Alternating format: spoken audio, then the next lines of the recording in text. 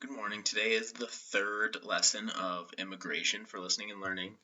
Today's is called Life in the City.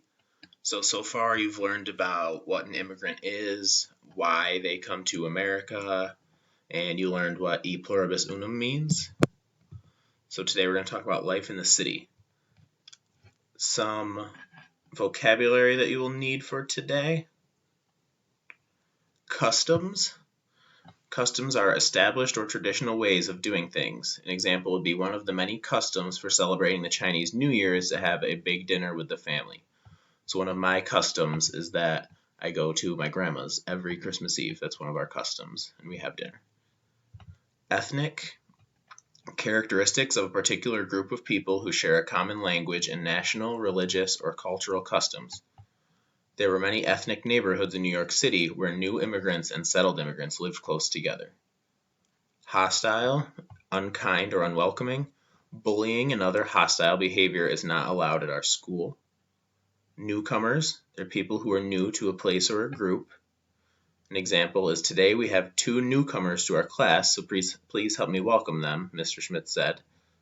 And traditional means customary or long established. It describes something that has been done the same way over a long period of time. Okay, life in the city. Marie awoke to the sound of a voice outside her window calling, "Buy my fresh fruit, good to eat. Crunchy apples, red and gold, sweet cherries, strawberries, buy my fresh fruit, good to eat." Then, like the different colored yarns her grandmother knitted together to make a scarf, the sounds of the city began to weave together, one after another. First, Marie heard the clear ringing of bells hanging around the necks of the goats that provided goat's milk to some of the neighbors' homes. Then, she heard a creaking sound she knew belonged to Mr. Jacoby's wagon. He delivered cow's milk and cheese from his dairy across town. Now Mr. Diplos, a jolly Greek man, started calling, knife sharpener, axes, scissors, shovels, picks, blades and handles I can fix." Marie liked the grinning little man. He was built as solidly as a bull, and he walked the city streets pushing a cart that held his sharpening stone and tools. So is this what Hancock is like? Is this what it's like when you wake up in the morning? Definitely not for me.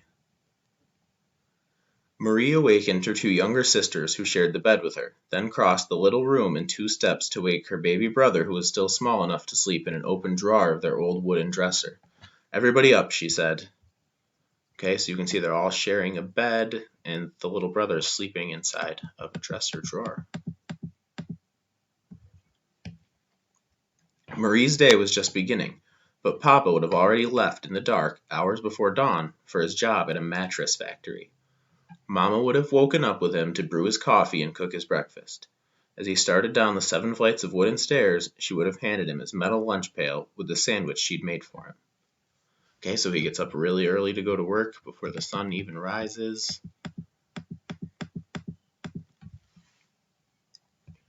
Our new home is not like our quiet little village in Italy, Marie thought for the 1000th time as she helped her younger sister and brother get dressed.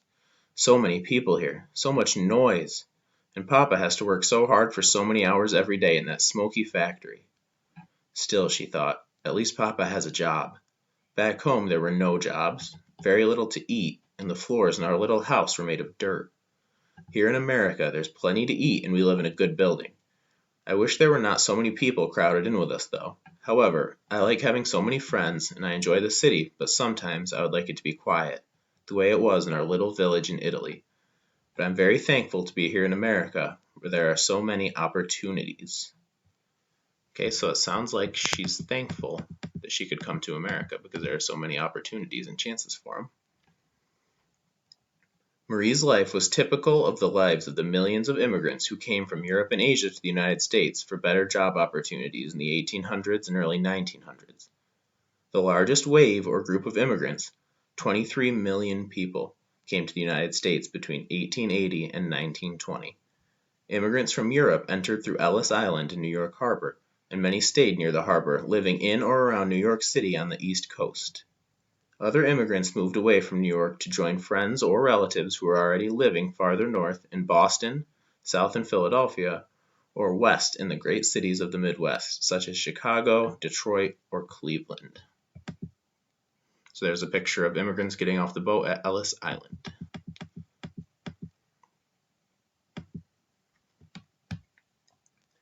Meanwhile, Chinese and other immigrants from Asia came to the west coast of the United States through the city of San Francisco, passing through the Angel Island Immigration Center in San Francisco Bay. There were fewer Asian immigrants, so the immigration center on Angel Island was not as large as the immigration center on Ellis Island in New York Harbor. Still, there was a steady stream of immigrants, and these Chinese and other Asian immigrants settled in cities around the San Francisco Bay or moved inland away from the ocean. They would often stop in mining camps of the California mountains in search of gold, joining other gold seekers from across the United States and from other nations around the world. After finding no gold, many Chinese went to find work building the railroads that would soon join the east and west coasts of the country. And we definitely learned about the railroads that joined the east and the west coast of the country in our Western Expansion one. It was called the Transcontinental Railroad, if you remember that. And there's a tall tale about someone who worked on the railroad, if you remember that. All right, this is a picture of factory workers. Look at how packed and crowded it is up here in this top picture.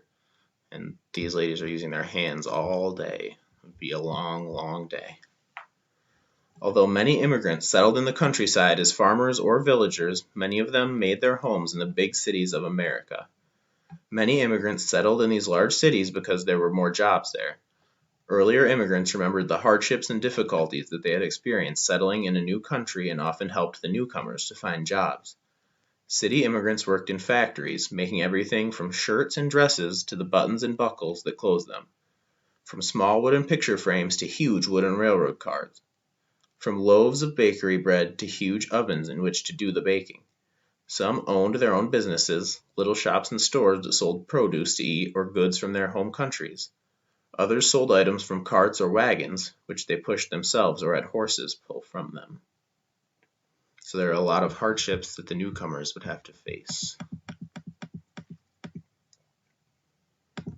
Okay, this is an ethnic neighborhood in New York City. So a certain ethnic group of people lived here. Maybe they were Italian. All right, we don't know what country they came from. Wherever they came from and wherever they settled, the newcomers found other immigrants who had brought with them the customs, the food, and the languages of their home countries. Many immigrants who lived in the cities gathered in ethnic neighborhoods with other immigrants from their native countries. People would say, "That's Little Italy over there," or "This neighborhood is called Chinatown." Germans, Poles, Italians, the Irish, African Americans, European Jews, Japanese, Norwegians, and many other groups had what they thought of as their part of town. They felt at home there. Cafes and restaurants served their traditional foods made with old and familiar recipes. Crowded apartments were decorated with familiar items from home, and all around them they heard the languages from their homelands. By living close together, immigrants not only felt more at home, they were also able to support each other in finding jobs and learning English. So this neighborhood right here, these could have all been Italian immigrants, they could have all been from Germany, but they like to live with people from their own country.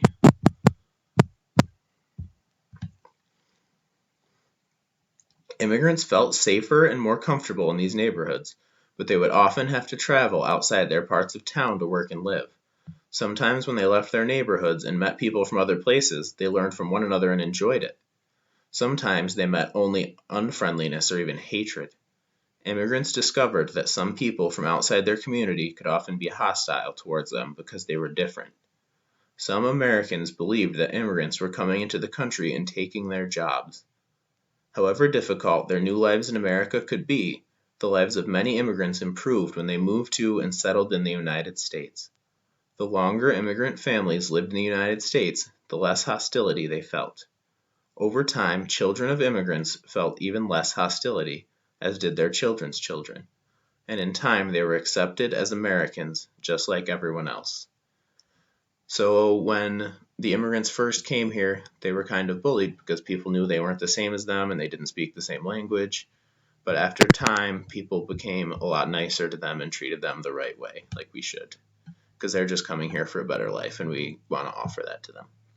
Okay, so that's the end of the read aloud. I would like you to remember remember something you learned, and it can be anything we talked about today about the cities, and you can draw it and put it in your journal.